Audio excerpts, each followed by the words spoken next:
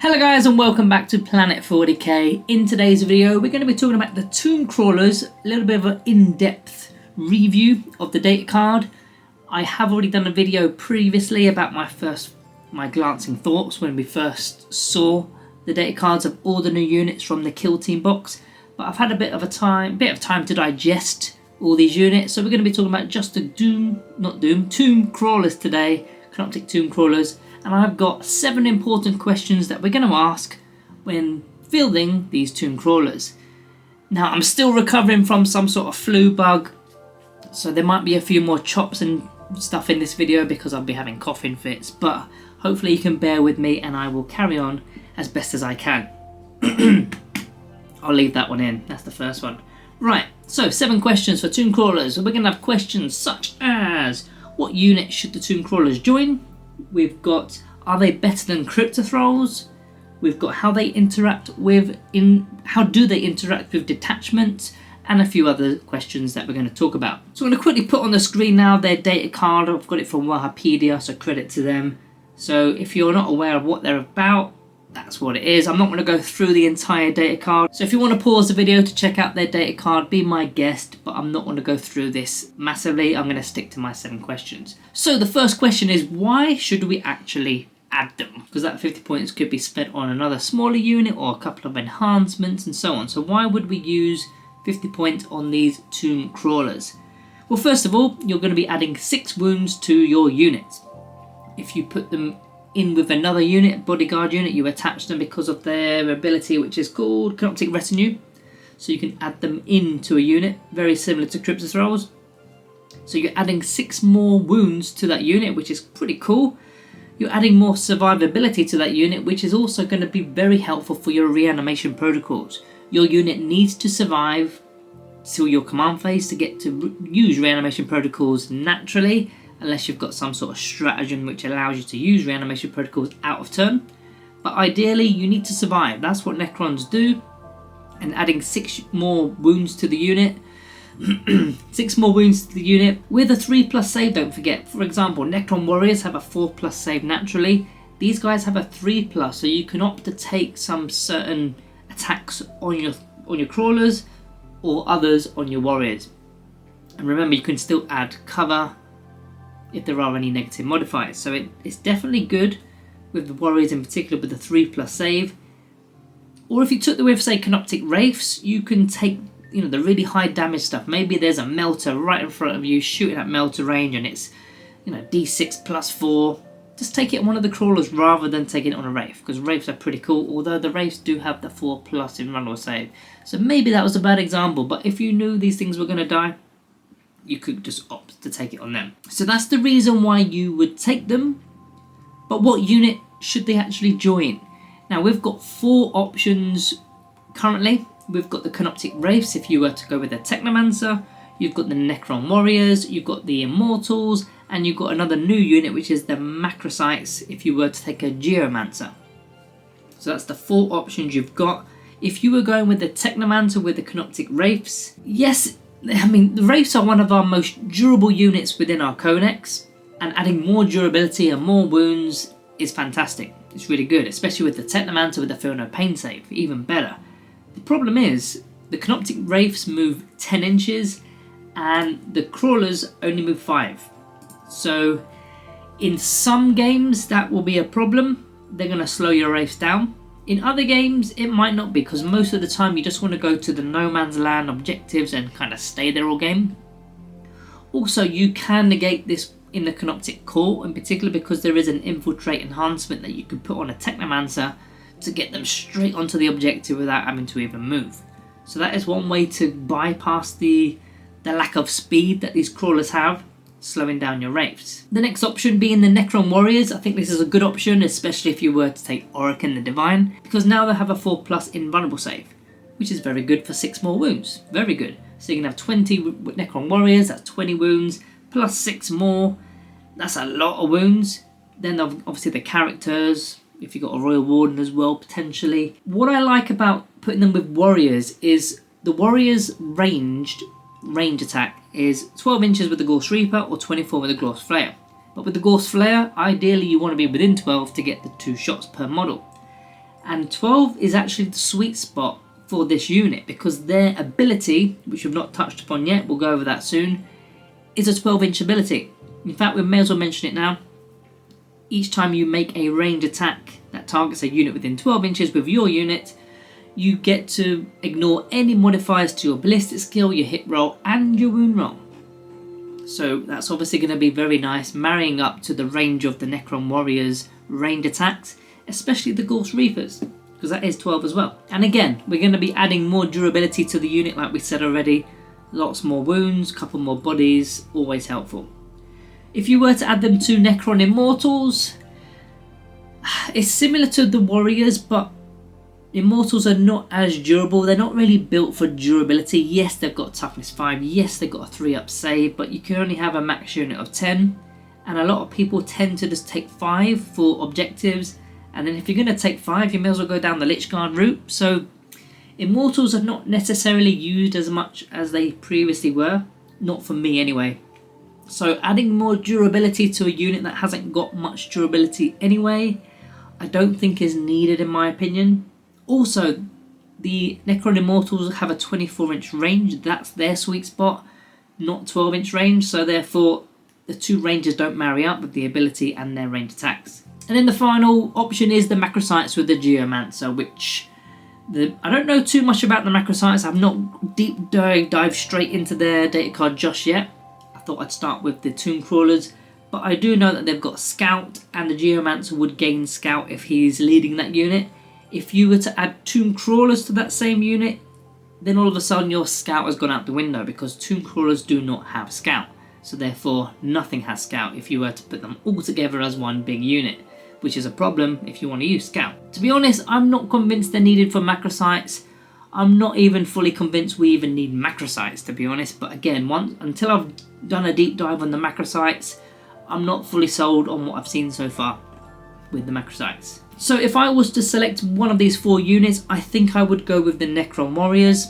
The movement isn't an issue because they're all moving relatively the same speed. The 12-inch range marries up to the ability. In fact, I've got the ability on the screen for you now, Weapon Sentinels, just so we're on the same page there. I think Warriors are the best option. It's going to be fantastic for negating the -1 to hit, like stealth abilities. Or maybe there's a -1 to wound ability, you're just ignoring that as well. But although you are kind of fishing for lethals, aren't you? So the -1 to wound isn't as big of a deal, but definitely the -1 to hit is quite nice. And you will be firing if you've got a Royal Warden because you're going to be falling back and still firing. So yeah, I would select the Warrior unit out of all 4 of the options. Either weapon is good. I probably would take the Ghost Reapers in this situation, but the Ghost Flayers are just as good.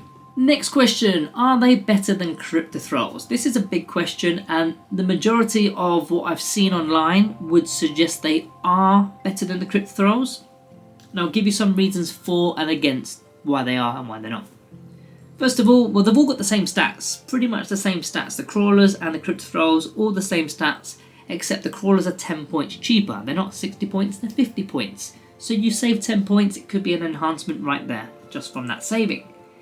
The cryptothralls can fight on death. I don't think it's that big of a deal, that big of an ability. I've never liked fight on death abilities, especially for Necrons. We're not that punchy. It's not one of those abilities that I've ever bothered with. What you are giving up though, which I think is a big deal for me personally as well, is you're giving up that feel no pain save for your Cryptek. Now, a lot of you will be like, well, who cares? You've got to go through the bodyguard units to get to the Cryptek anyway. So by the time you get to the Cryptek, you know, everything's dead. Not necessarily. There's a lot of precision attacks in the game. There's a lot of epic challenge. Now, I play Chaos Demons a lot, like you guys probably already know.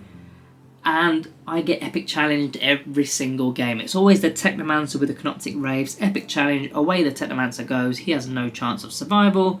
And yeah, the Canoptek Wraiths, all of a sudden they lose their Feel No Pain save. But when you've got the cryptothralls, you at least keep that Feel No Pain save for your Cryptek, even with precision attacks, which I think is quite useful, unless it's Scarbrand or something coming up. And then yeah, you've got no chance even with the Feel No Pain saves. But if it's a smaller unit, you've got a chance of survival. Now, the Stalkers are giving you the Ignore Modifiers ability instead of the Protection of the Cryptek. A lot of people would argue that that is a better ability, and to be honest, I would agree with them in the entirety of the game. I would agree with them. It's just that the opponents that I come up against, or the factions I come up against, the Feel No Pain save on the Cryptek is really key, and I really do like it. Now, another thing to mention here, the Tomb Crawlers have got a slightly better range attack, a slightly better melee attack, and they also have a slightly bigger base, so they've got more coverage on the board. 2 bigger bases. What's their base size? Let's have a look. 50mm bases, as opposed to, where's the cryptothralls on here? 50mm bases as opposed to 32mm bases. So when you've got 2 of them, that's a little bit more coverage. I mean, Necron Warriors is already quite a large footprint, but you can make that footprint even bigger, and then when you do your reanimation and you're gaining ground that way, that could be a big deal. So, to be honest, they are better. They are better than cryptothralls, even though I don't want to admit it. How did Detachment affect the Tomb Stalkers? Tomb Crawlers. Not a Stalker, that's a Legend unit. Tomb Crawlers. Why do they name all these things very similarly? It's very confusing.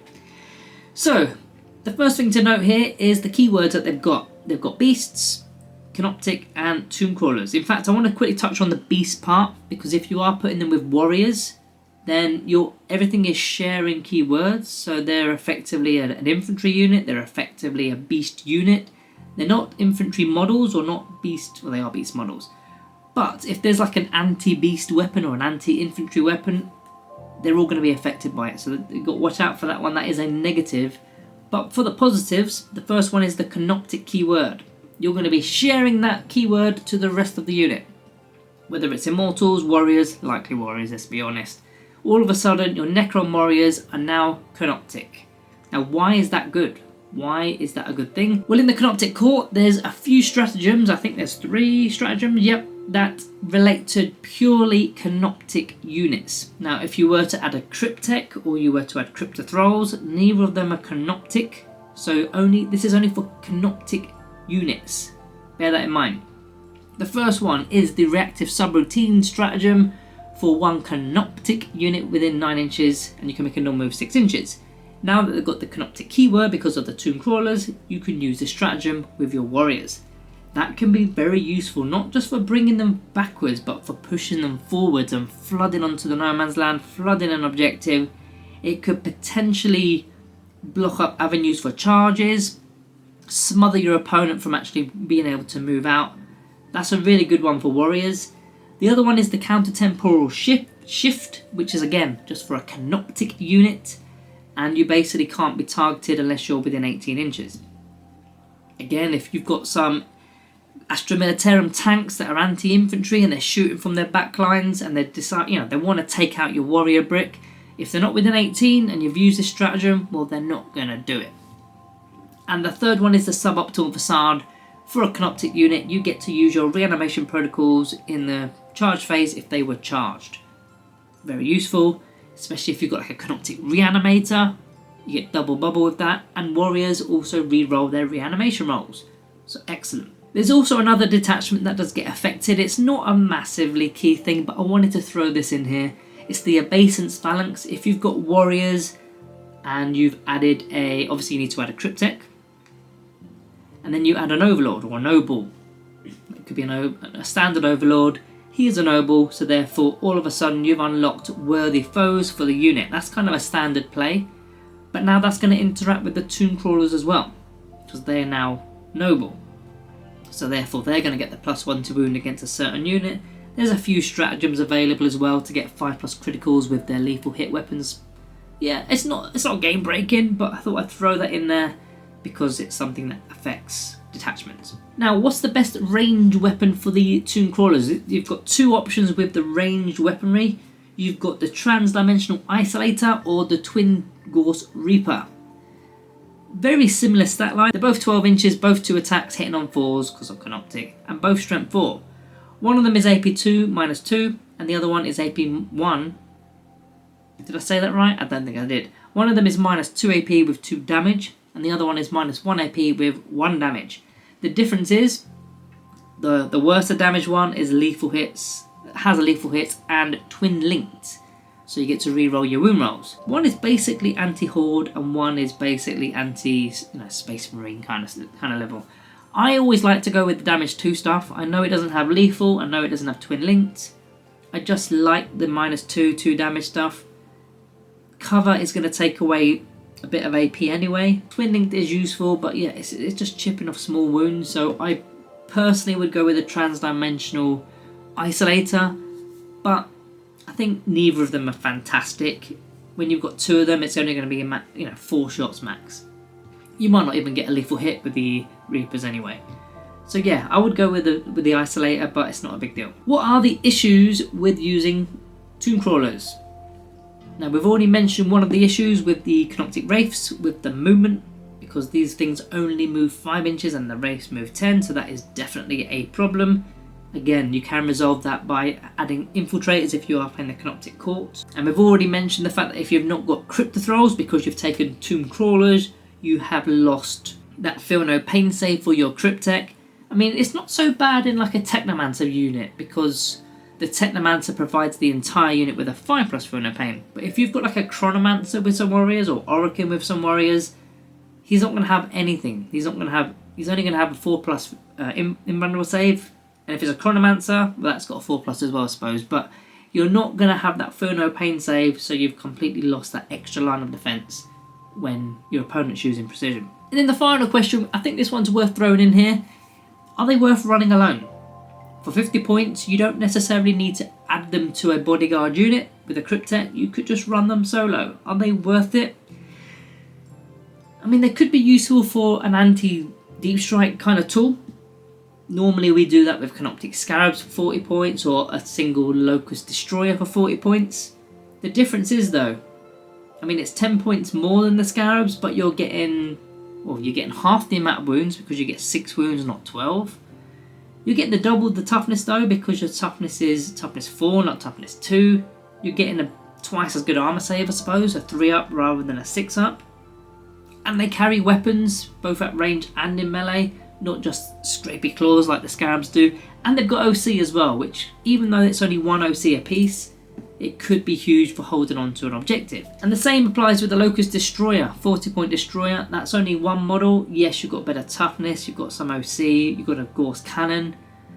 These things, they may be worth going alone, because you can't really battle shock them, because if you remove 1 model, they're not below half strength. You've got to remove both of them. And they've got larger bases.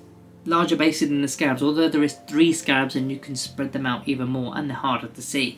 I don't know, I'm going to have to play around with that a bit. I've not really played them in that way, so I'm going to have to test out if they're worth running solo just for secondaries and actions and stuff. But like I said, we do have alternative options within our codex that are just as cheap and just as cheerful. So guys, that is my 7 questions for the Tomb Crawlers. Do you have any more to add? Put them down below. Make sure you're subscribed on your exits. I can't ever get that word right. Make sure you are subscribed on your exits. I'm going to leave that in because I'm too ill to change it. And I'll see you in the next one.